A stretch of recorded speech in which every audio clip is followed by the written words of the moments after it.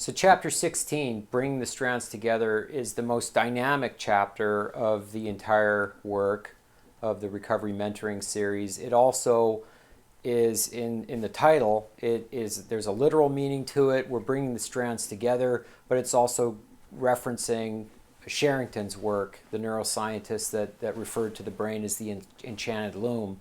So really what we're looking at with bringing the strands together is we're trying to tie together what is the neurological basis of transformation. How is it that the brain changes? How is it that it generates a narrative of its experience? And why is change so painful?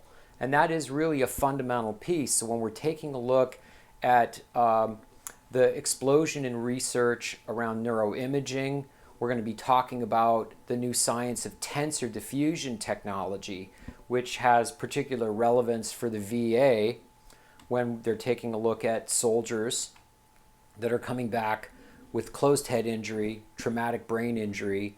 The tensor diffusion technology is showing these white matter tracks that get ripped away versus the gray matter, which is kind of the microprocessor of the brain.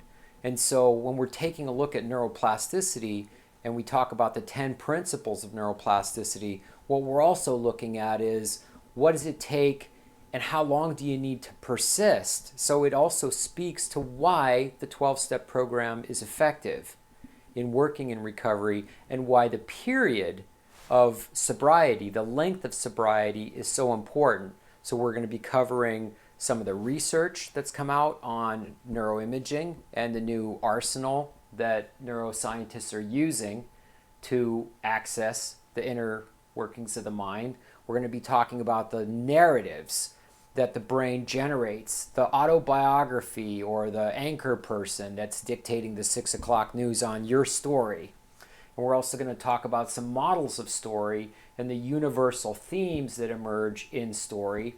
And we're going to be talking about neuroplasticity, which is where the rubber meets the road. And then we'll wrap up with how long do you have to persist and why do the patterns of persistence and the steps to success that I've talked about earlier, where sleep and diet and exercise and stress management are so critical for people in recovery so that they can reorient and regain a more optimal developmental baseline that got lost in the process of addiction. That's why chapter 16 is bringing all the strands together. So why is it that mentors should worry about having any knowledge at all of brain science? In the 80s, when I was getting my bachelor's degree, and in the early 90s even, you could be licensed in the state of California and in the other 49 states as far as that goes as a therapist or as a drug and alcohol counselor with very little to no knowledge at all about the brain. You could be effective and still can be effective as far as working with people, but I find that as the times are changing and as the technology is changing, it's going to reach a point where the brain science knowledge is mandated, that you cannot get licensed, that you cannot get certified. So the attempt to bake that into the cake, as it were, is embedded within the entire curriculum. It's a brain-based recovery mentoring curriculum. But the idea to focus on the importance of the neuroscientific revolution, to be able to bring in principles of neuroplasticity and be able to make sure that mentors have a sense of why sleep is important and why diet is important and really what's going on in the internal fabric of the mind matters a great deal. That is seen as peripheral to what's going on in terms of recovery. It should be central. So not to mix metaphors or organs, but the brain is the heart of the matter. So it is very, very important that eventually folks are going to be on board. And with the changes in healthcare regulations, especially around the incorporation of trauma-informed care, if you don't have a basic understanding of the neuroscience behind how trauma functions and how that all bakes into the cake with other mandates in healthcare, informed choice, and cultural competency. Again, if you don't understand what's going on in the brain and in the mind, then how can you really help others manage change? I want to pose some philosophical questions in this section that are really about some of the speculations that this chapter poses around the amount of time that one must persist, and some of the pieces around the narrative of story. As time moves forward and we're able to look backward, something called a hindsight bias is engaged, and there are particular mental mechanisms that allow for hindsight bias. But when we're moving forward through history and we see that our models were way out of date and they were taking us in different directions, that as a society and as a culture we just figured that that was the way to be. I mean, for example, the American society fought a war over slavery. And so if you were to get into a time machine and you were to go back as far as race relations in America, that was a model for how different groups of people were supposed to interact. And we see that that was not only short-sighted, not only it was just morally wrong, but if you were to be, again, in that time machine and you were to go back and you were to speak with those folks, prior to the end of the Civil War, that was the predominant struggle of the day. And as you may know, there's still problems occurring within America and explosions around cultural competency and around race. So although our models may change and our culture and society changes, as humans, the pace of change is a lot slower. So you're talking about a cultural reality, and then you're talking about a biological reality.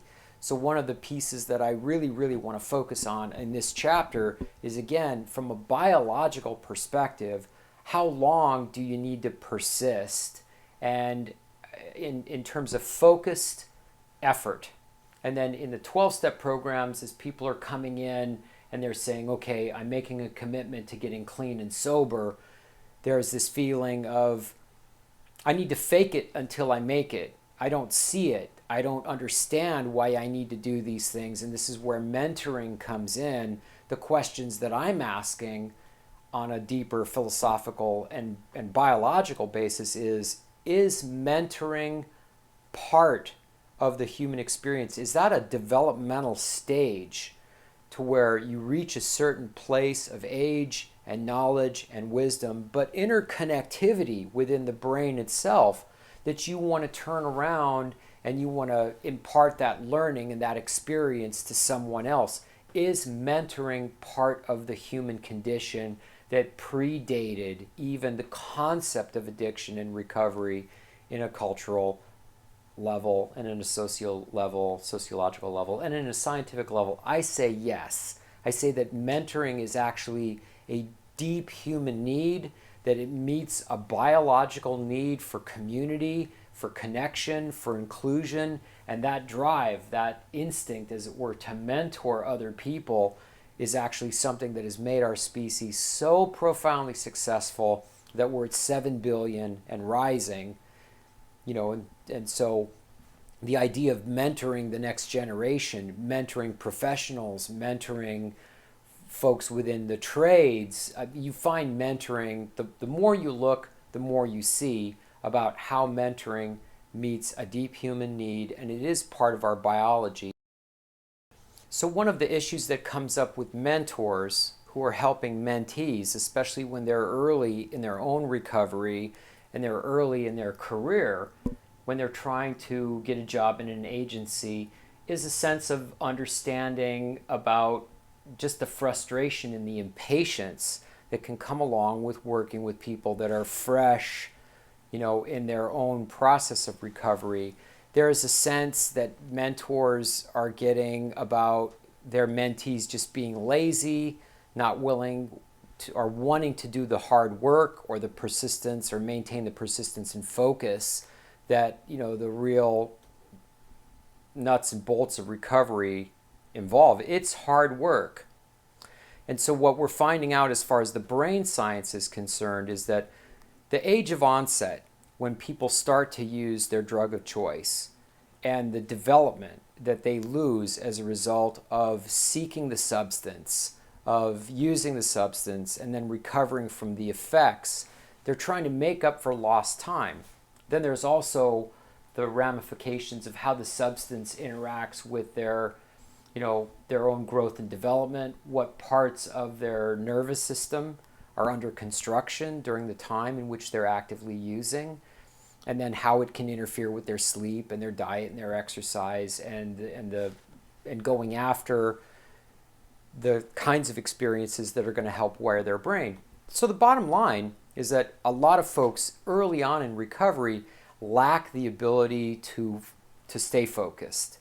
They lack the ability to have executive function, which is really like, what's the first thing you got to sort and prioritize on?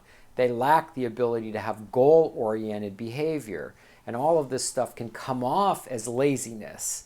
So in the mentor's brain and in the case manager's brain, they're saying that person is just lazy. They don't want to do the work for whatever reason. And it may appear that way on the outside, but what I'm saying is that there's a lot of profound changes that are occurring on the inside as far as their brain regaining a baseline of development, as far as their metabolism shifting, and as far as the process of engaging in neuroplasticity and the time that it takes to rewire the brain, and then the lag time in where new skills that are getting wired into the brain, there's even more time that transpires in order for you to apply what you're learning. And all of those things can lead to incredible frustration and burnout. The bottom line is that recovery takes time. Recovery takes time. It takes a substantial amount of time, also based on the genetics and where the person is at and their history of mental illness and any history of closed head injury. There's a lot of different factors that are going to keep the mentee from actually getting on the path and staying on the path. If there was a loud noise, a bang, that went off over your shoulder, you would automatically whip your head around in milliseconds. You can measure it in milliseconds. And how fast your brain would dump cortisol and adrenaline, and how fast your heart would change just from a loud noise. So what's going on is on this basic kind of computational layer, you've got all this sensory input that's coming in. So you could check in, how you doing, big toe? How you doing, back? How you doing, elbow? If there's a bug bite that happens, all of a sudden, man, your entire consciousness will shift to that part of your body. So when they say you're only using 10%, I'm sorry. You're not. You're using 100%. Your brain is not. It uses so much metabolic energy, so much blood flow, so much calories, even at rest. You're just aware of a very, very small percentage. So when you're talking about this enchanted loom, what happens is that as you gain new knowledge that worked a long time ago, that becomes a robust structure in your head. And the way in which our body is designed is like you want to cut corners.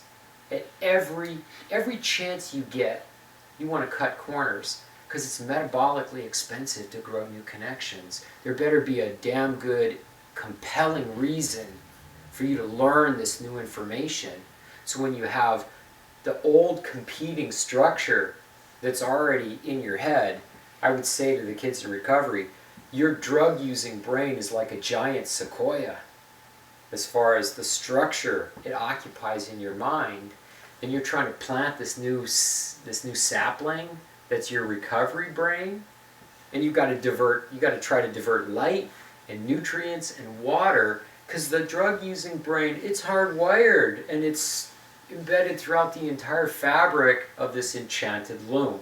Because every time you learn something, you've made a new connection.